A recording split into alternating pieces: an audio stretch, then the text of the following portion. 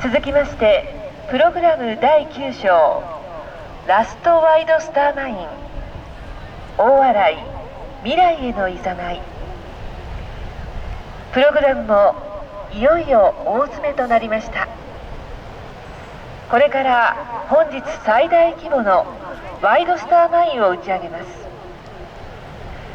今年から打ち上げ場所を拡張し、幅450メートルから次々と打ち上げられる花火が大洗の夜空を華やかに彩ります。使用する楽曲は2曲ございます。大洗オフィシャルアンバサダーでもあり、黒のカリスマとして知られるプロレスラー長野正弘さんの入場テーマ曲、ロイヤルハントのマーシャルアーツ。2曲目はクイーンのザ・ショー・マスト・ゴー・オン。それではどうぞ。